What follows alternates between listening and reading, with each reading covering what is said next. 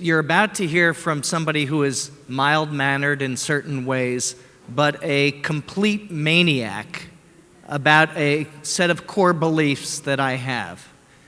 My core beliefs are that children, young people, what they think, what they feel matters a lot, and that every child can be knowledgeable, responsible, caring, and contributing. They all can have sparks, and it is important to create the conditions so that all children, all young people can thrive. Andy Schindler, who I've known for quite a while, what I enjoy so much about Andy and also Gloria, who I'm getting to know, is first of all, they're incredibly creative, and they bring together people from different walks of life, different kinds of creativity, and there is a merging that can happen and a synergy that can happen that's really very powerful, very powerful. And so as I was engaged, drawn into the presentations from Jacques and Martha and Ina, and I have to say that it reminded me in a way of my family, because the three people who have come before me, or five, including Andy and Gloria, are creative in ways that my brother and sister are incredibly creative. My brother just wrote a book called Off My Rocker, and he always wanted to be a rock and roll star, and he was a concert promoter, but you think of him as a traditional artist. And my sister, an actress with Circle Repertory Theater for many years, again, they had an artistry about them. And I'm trained as a clinical psychologist, but I was just called professor, and that's what I've been. I've been an academic for 33 years now. So some of my presenting is going to be, in certain ways, a little bit more academic, but I want to convey to you some of the things that I'm involved with and the world that I'm trying to create through the work that I'm engaged with. I want to digress for 1 second, though, also, and because I don't know if everybody heard it, but Jacques, after his presentation and that wonderful birthday gift, said, oh, well, maybe you can make copies for everyone and give them to people. And I really, really hope it's very generous of you to offer. I hope you do it really, really soon, because my wife turns 60 on Monday. This would be really an enhancement, so I hope that can happen. So one thing that I would say is I have these two lives. On the one hand, I am a professor at the University of Illinois at Chicago. On the other hand, I run an organization called CASTLE, the Collaborative for Academic, Social, and Emotional Learning. And if some of the things that I say interest you and intrigue you, please go to the webpage and learn more. This is just CASTLE, CASEL.org. So what I discovered my question in 1976. There's not enough time to tell you how I discovered my question, but the basic question, well, I will say one thing.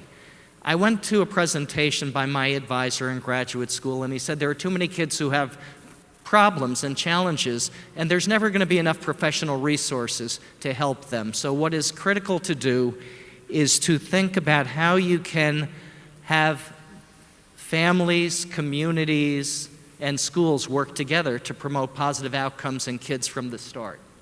And I heard that, and I said, that's what I'm going to do for the rest of my life. So in my professional life, since 1976, that's the only question that I've looked at and I've studied. And there are 7 findings from that work that I'll summarize my career and the career of others with 7 key findings. On the one hand, you want to have a family that loves the children and raises a child effectively. And if that doesn't happen, you need to have a mentor or somebody, some connection between a responsible adult and a kid. Uri Bronfenbrenner once said, the best protective factor, the best way to ensure that somebody grows up well and successfully is for them to feel that somebody is just madly in love with them, wild and crazy about them. And for all of us who know with our children or with others who we've looked after, if you care deeply about them, that's so helpful. So either you have to have the family, or you have to have the mentors, or you have to have both. That's part of the findings. Then it's important for education to be quality education.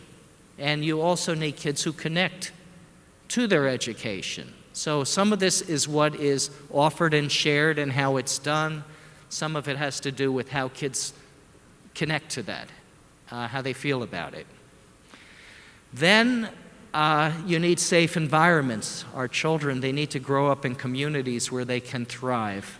And out-of-school programming time is so important and beneficial. And then the seventh thing that I've been engaged with for so many years is you have to create opportunities where students can develop their social and emotional skills, their social and emotional competencies.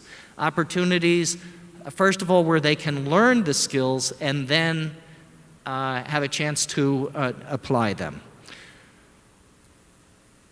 So in our country right now, and this comes from a survey from the Search Institute of more than 100,000 students, children in 6th to 12th grade were asked, can you tell us how people see you, how they would describe you? And there were certain questions. How do people see you in terms of thinking through the results of your choices? How do people see you in terms of caring about others and having empathy? How do people see you in terms of respecting the beliefs and values of people from different races and cultures?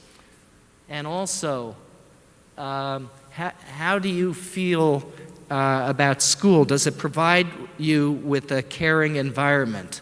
And the striking thing, the frightening thing about the findings is fewer than 50% of kids endorsed any of these items. So we have our work cut out for us in this work.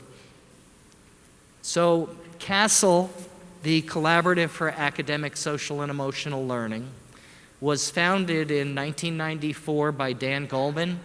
He was writing Emotional Intelligence at the time, and by Eileen Rockefeller and Tim Shriver. It was a Kennedy, a Rockefeller, and a New York Times best-selling author who said emotional intelligence is a different way of being smart. It could be taught. When it is taught effectively, it can be enormously beneficial.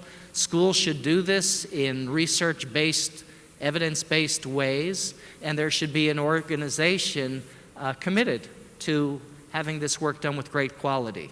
And at that time, they asked me to take over CASEL. This had been work already that I had been doing in 1994 for about 18 years in different ways. Dan wrote about some of the work that I had done historically with the New Haven Public Schools and some other things that I had done to have this kind of vision for education.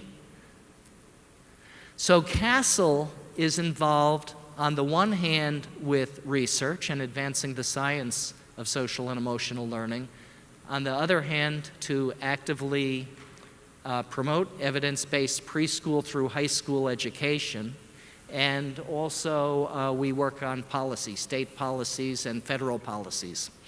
And the goal with the work is to, we want social and emotional learning to be in every preschool through high school in the country. That's what we're working towards.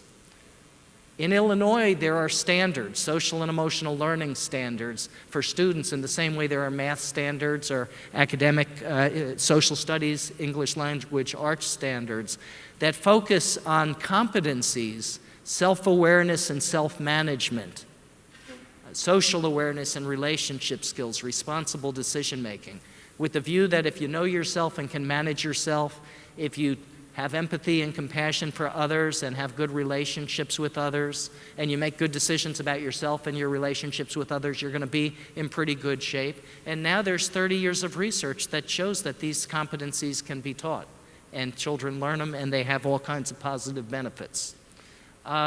Without getting into great detail about many studies that we did a review of 213 research studies in this area. The bottom line with the work is that when you focus effectively on students' social and emotional development, it improves their connection to school, their feelings about themselves, their pro-social behavior. It reduces conduct problems and emotional distress. And there are benefits academically. And because of the connection to the fact that children can improve academically, in fact, in our study, a big review, 11 percentile points on achievement tests. If you just focus on their engagement and their relationships and things like that, this has been positive work.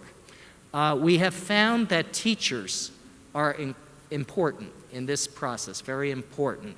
And for teachers to engage with the kids and families, though, they need support from the principal, and they need support from districts. They need, as the superintendent and boards of education, they need support in federal and state policy. So we work on those things to ensure that they can do the work that they want to do. We just completed, in collaboration with Civic Enterprises and Peter Hart Associates, a national survey of teachers. Teachers said, yes, we should be promoting not just academic skills, but social and emotional skills. And if we do that well, it will help kids do better academically, it will prepare them for college, it will prepare them for careers, it will make them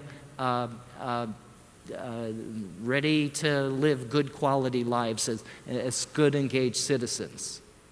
So we're working right now, Castle, with 8 large school districts across the United States, including Chicago, on what we call systemic social and emotional learning. How do you get this work in the heart of every classroom? Well, you have to do some work with the central office, some work with the school office, some work in the classroom level with work, and some work with student support. Some of this involves classroom instruction and the climate of a school. Some involves school, family, community partnerships. Some involves coordinated mental health and health services. And some involves after-school and community activities. So when we work with districts, we're saying, how do you connect all these parts and pieces together? In a school, it's not just doing something on Tuesday and Thursday for 30 minutes. It's how does an emphasis on social and emotional learning fit into the fabric of every aspect of every day, every interaction? How do you emphasize relationships? At the state level, we have looked at all 50 states. It's amazing to note that all 50 states have preschool social and emotional development standards, but Illinois was a leader in K-12 standards.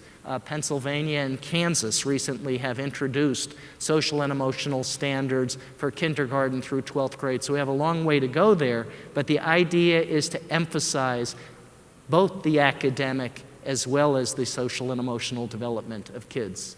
So my final messages are, first of all, there's a lot of research that shows best practices, that social and emotional skills can be taught, and when that happens, there's great benefit. This is something that really is required for future success in life. The business community has been very interested in this. There are a number of people who say that high test scores, technical skills, can get you into college, can get you a job, but the people who get advanced, the ones who are even keep their jobs, the ones who thrive are people who have the social and emotional competencies as well as the academic competencies. In education, there's a lot of changes that are going on in education. It's hard to keep track of it. But one of the things that I contend is always relationships are going to matter. Emotions will influence learning. We have to remember that these competencies can be taught. And finally, it's going to require support on many levels. We all need to be involved in this process. So the final word I'll leave you with is something that Franklin D. Roosevelt said many years ago. We live in challenging times now. It's really hard to predict what's going to happen, and people have all kinds of anxieties, whether it's concern about terrorism, whether it's concern about the economy and where things are going to happen. And one of the things that he said, which is powerful, is we can not always build the future for our youth, but we can build our youth for the future. Part of that, the argument and what we're working towards with Castle, my colleagues for many years across the country, is to ensure that all of our children have the social and emotional competencies so that they can be successful and deal effectively with the challenges that they're going to face. Thank you.